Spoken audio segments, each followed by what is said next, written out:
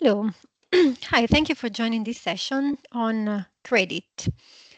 So you might have heard CRediT already, but just to start with a definition, CRediT is, okay, here it is. So CRediT stands for Contributor Roles Taxonomy.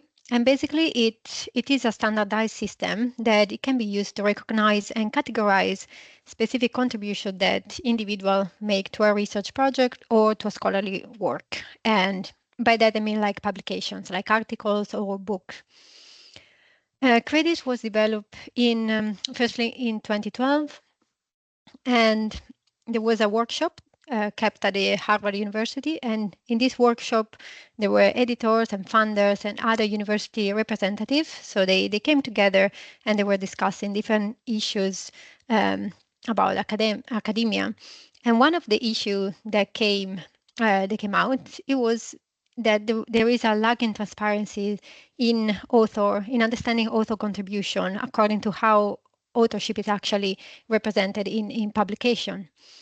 So if you think, for example, if you have in mind a publication, you know that usually we have a list of authors, but you can't really understand the roles that every author plays in this publication just looking at the list. So there are some guidelines.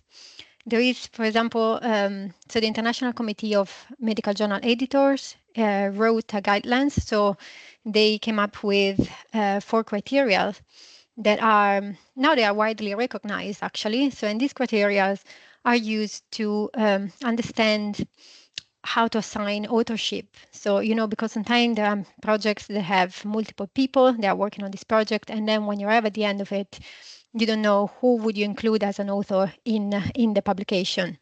So these criteria give you an idea of that. So basically, they say that to be considered an author, you must have done a substantial contribution to the work. And this can be in the conception, it can be in the acquisition of data, it can be the analysis of data, etc. But it must be a substantial contribution. You must have participated in writing the work, so in drafting the work and then reviewing it critically. You must have given the final approval to the version that is published. So you must have read it and you must know what is inside. And one very important thing, you must be accountable for all aspects in the work. So, and this is very important because in particularly lately, there have been many articles or books also that have been retracted because people found out that the data were made up, so there were fake data and things like that. So you must be accountable for everything that is written in this work. So you must be aware of what is published and you must be accountable for it. So, but these criteria that are very good to establish authorship, however, they don't really give you an idea of what each author is doing. So what you usually have is the author list, right? So what you see in a publication is this. So what actually does this mean? So it's also very according to the field. Because if you are, so this is a nice comic from the phdcomics.com. And what I represent here is a scientific, I would say a scientific publication. So usually you have this situation in which you have the first author that usually, is the one that did basically everything or most of the job. Okay. And then you have the last author that usually is the person that actually won the money. So is the PI of the research. So he got the funding for the research and so on. And then you have other authors in the middle, and you don't really understand what actually they are doing. So what they've done in the research, why they are there. So yeah, in the scientific field, usually first and last author are the one that get most of the credit. But then if you go, for example, if you have an article in the humanities or in some social sciences, this list doesn't mean anything because authors are listed in alphabetical order, right? So you can't really attribute any kind of to value to any author position like you can do for scientific papers. And this kind of different way of creating authors list, of writing author list, creates a bit of problems, in particularly now where interdisciplinary studies are more common. So you have to bring together people from different fields. So you have studies in which you have people from science and people from the humanities. They have to work together.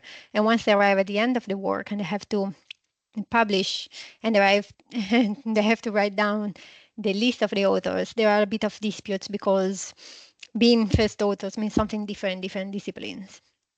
Right, so authorship per se does not communicate the type of contribution each author actually gave to the work. Another problem that we have now with authorship is that the number of authors on papers is increasing steadily. So this study is looked at articles in the biomedical science, and as you can see here, so you have in blue is the average amount of authors in scientific papers. So, and this data are from 2000 to 2020. So you can see in the 2000, the average amount was about 4 authors per paper. And in 2020, this increased to 6.25, right? And then you can see from this chart here as well. Here you have the number of publications with a single author in black, that they are steadily decreasing along with the years. And then you have the amount of publication with multiple authors that is steadily increasing on the other hand. In particular, publication with many authors, more than 10, they are increasing steadily. So publication with 2 to 4 authors as well are decreasing. 5 to 7 probably is the most stable one, but you can see the amount of articles with many authors is increasing substantially. And also there was a record of this paper that is a physics paper, and they had like more than 5,000 authors in it. So you can understand that you can't really say what each of these authors actually did for this publication, right? So I don't think that they actually, all the 5,000 authors actually were okay with the article, read the article, and were aware of everything was written in it. Okay, it looks a bit bizarre. And here we have the same thing, but with, so we have a study always on the number of co-author on papers, but in the social sciences. And you can see as well here that there is the same trend. So we started with fewer author in 1980s and 2013, as you can see, the amount of co-authors on the papers almost double. And you can see there is a steady increase as well here in all these disciplines. So it is a trend that it looks to be spread across discipline. And you can understand that the more author you have on an author list, the more difficult it is to understand how they are contributing to the publication. And so just as a little summary, so as I said before, so authorship as it is at the moment present different limitations. So being an author doesn't really show who did what, and mostly in the list, as well, when you write down references and everything, you usually write the name of the first author and then it just followed by an et al. And so you don't know actually who the other authors are or what they've done. And there's no standardized way to describe the different roles because, as I said before, according to the field, being the first or second author has different meaning. And yeah, the middle author's contribution are really unclear in general. So all these things, this limitation creates several issues, in particular as regard career development and research assessment, because you have to think that external people evaluate researchers and academics through their publication, right?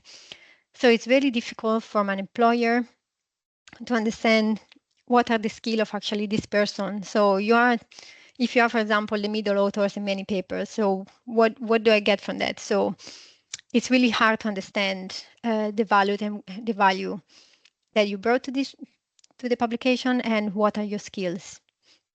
And as I said before as well, there are different disputes with the authorship.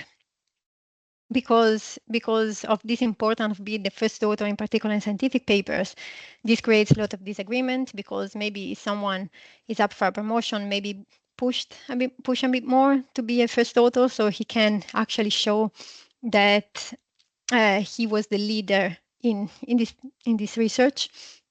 So yeah, it's a system that is not clear. So CRediT is helping in that because the research is not only about communicating what you're doing, so creating your publication, but it's also about demonstrating what actually you are doing and what are your skills. Sorry. So CRediT came up, as I said before, is a contributor role taxonomy, and this taxonomy has 14 different roles. So here they are listed here with a very small definition, a short definition, but as you can see, it's quite a granular system. So you have all these roles, they look at the different roles that you can have in a research project. So you can start from the conceptualization, data creation, formal analysis. So these are the more typical one, I would say, the most traditional one.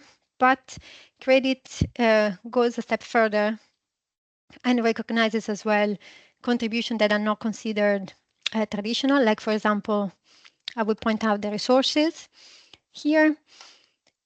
So this taxonomy give credit to people that actually provided the materials, the reagents, so they help with the more practical part of a study, of an experiment. And this is important because I will show you in this slide. So basically, so the taxonomy itself, it doesn't really want, so it is not to be used to understand who are the authors, like the criteria that I showed you before, but it has to be used just to attribute the right credit. So as I say in this slide, as roles like resources of software, they were not really highlighted. So they're not highlighted just from the having an authorship list, but sometimes people that take care of resources are usually acknowledged, or people that, for example, they are software developers or they develop a code for you, then maybe they don't make into the author role, let's say, if you look at the 4 criteria that I mentioned before, but they are usually acknowledged in articles. And once you're in the acknowledgement, you get a bit lost. So, and this is not quite fair. So CRediT wants also to acknowledge people that they have an involvement in their research, even if they are not authors. So if you look on the website, they actually recommend to write down the contribution list also for people that are in the acknowledgement section. Okay, so it's this category is very simple to apply. So an individual might have been assigned with multiple roles, and a given roles can be also assigned to multiple contributors. And there is also a second level, let's say, in this taxonomy. So when you have multiple people serving the same role, let's say, for example, the conceptualization, then you can also specify who was the lead, equal, or the support, or serve just as support in the conceptualization of the work.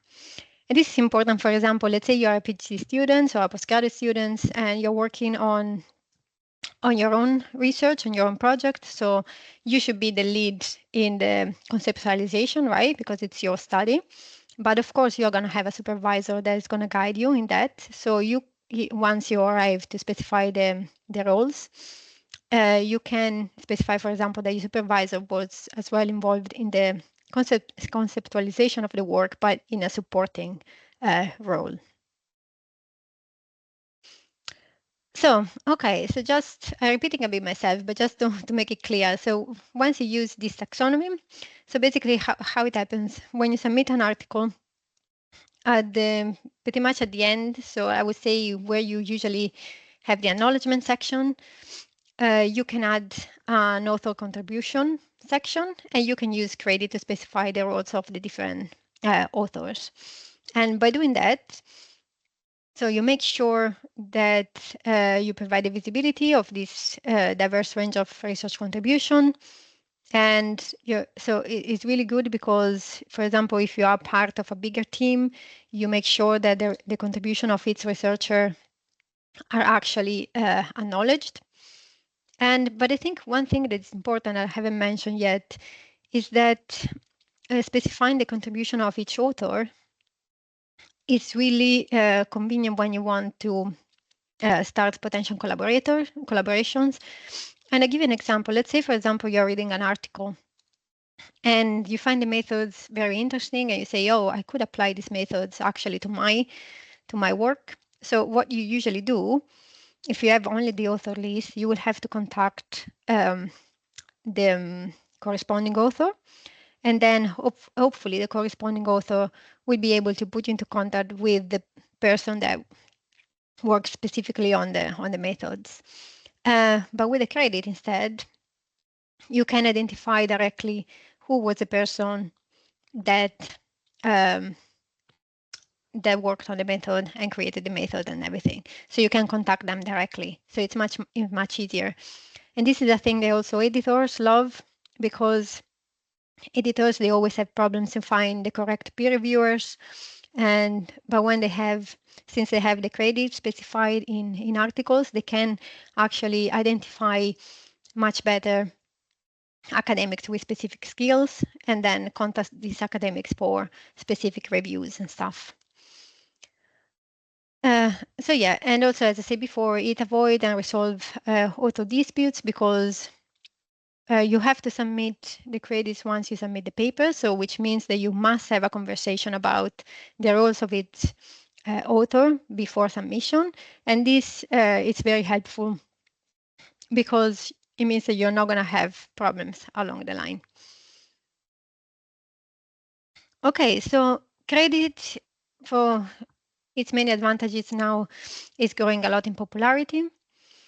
And so it started, as I said, in 2012. And then since in 2022, it reached a very big milestone because it was approved as a NISO standard. So NISO is the National Information Standard Organization. And basically is a nonprofit organization that publishes technical standards for academic publishing. So this means that CRediT was recognized as a good standard in academic publishing. And now you can find CRediT as well in many different languages. So they are increasing also accessibility in different level. Okay, so how it is used in academia. So now CRediT has been adopted vastly. So it has been integrated in many journals and many publishers. So here are just some examples, but there are many more. And you can find a complete list here, the link. And how it is implemented. So for some journal is mandatory. So for example, I think +1 is one of those. So if you submit an article, you will have also to submit a list of roles for each author during the submission process. And for many other journals, instead, it's still an optional thing. So if you want, you can add information about the CRediT roles, well, if you know. So it's just recommended, but it's not a requirement for submission.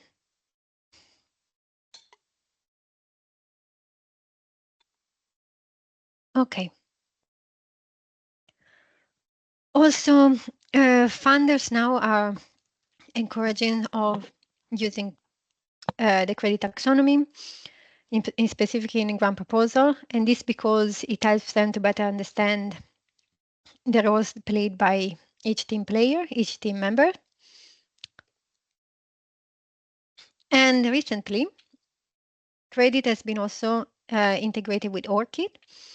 So I guess you know what an ORCID ID is, but just very briefly, in case you don't know. So an ORCID ID is a unique persistent identifier that can be that is given basically to a researcher. So the aim of this identifier is to eliminate name ambiguity in publication. So it allows basically that publication of authors are actually attributed correctly to the right authors, let's say like that. And if you don't have one, you can apply for this identifier at this by going to this website. You can register for free, and it really takes 2 minutes to do it. And then you can use this identifier to all your publication, and this will ensure that your publication are correctly attributed to you and no one else.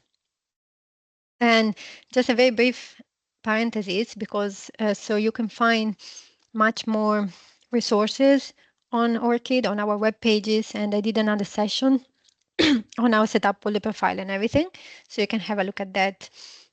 But it just want to say, if you don't have an ORCID ID yet, just please get one. It's really good practice in research, and it's really convenient because once you have your digital identifier, this can be connected to different platforms. And once you do this different connection, ORCID is able to automatically synchronize information between the platforms. So it really saves you a lot of time. But if you want to know more information, just have a look at these resources. And as I was saying, now is also integrated with CRediT. So basically, what does it mean? It means that, let's say you have a publication ready, you want to submit, let's say in an Elsevier journal. So you do your submission, and once you submit, once you have your list of authors, and you have to specify the contributions of these authors. And so you do all this work. And once your publication is out, it will be probably picked up by Crossref databases or Scopus. And once this happens, we are going to be linked to your ORCID ID, and all this information of the credit role will be passed directly to your profile ID. And if so, it's still at the beginning, so not all systems at the moment are integrated with the ORCID ID, but in case you can add the contribution role manually as well. Okay, so how to implement the CRediT is very easy, as I said before. So I think the most important thing is like to have an open discussion with other researchers that are working with you. So, and have the discussion early in the project. So make sure that everybody is happy with the role they have in the project. And of course, go again over the roles, every author's role before the submission of your final manuscript to avoid any kind of dispute later on.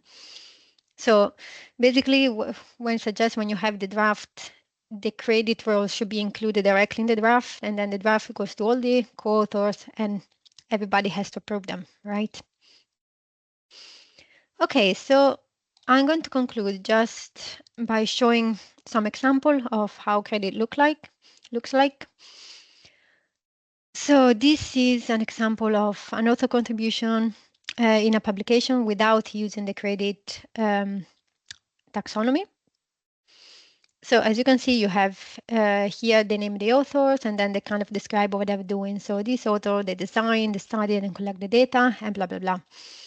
So with CRediT, as you can see, it becomes a very more straightforward, because you just write the name of the author, and then you just add the role. So this author conceptualization. So in this case, they use as well the second level of the taxonomy. So they specifying that this author was the lead in the conceptualization. And then you can list the other roles. And you can do the same for the other author. And already you can understand. So you have, so this author is the conceptualization lead, and this other author, it was in supporting in the same role. Okay. So just to give you an idea how it looks like in on a publisher website. So I have here an example for +1. So if you go in below every publication, if you go in the author section, you have the list of authors, and for each author, you find the roles listed here. And then here, basically, this is the format on the PDF file. So this is the same publication, but as you can see in the PDF file, the format is a bit different. So they list first the roles and then all the authors that actually had this role in the publication. And last example is how you can actually use CRediT in your CV. So usually once you have a CV, you have a list of publication, a list of your research outputs. So below every research output, it is suggested. So what they suggest is actually to specify your roles for this specific article or publication. And you don't have, in this case, to specify the roles also of the other authors. Yours are enough. And as I said before, this is quite useful because then an employer can actually look at your roles and know exactly what you have been doing, what and which one are your skills. So if you think now, maybe if you have a list of publication and you're very good in coding or in data analysis, so and you always have consistently in your role like data analysis or software development. So it's really easy to identify that your best skill would be in software development and this kind of stuff. And so it's much easier as well for the employer to understand, to evaluate you in the correct way. Okay. And this is all I have to say. And yeah, I hope you're going to use CRediT in your next publication. Well, thank you very much for listening.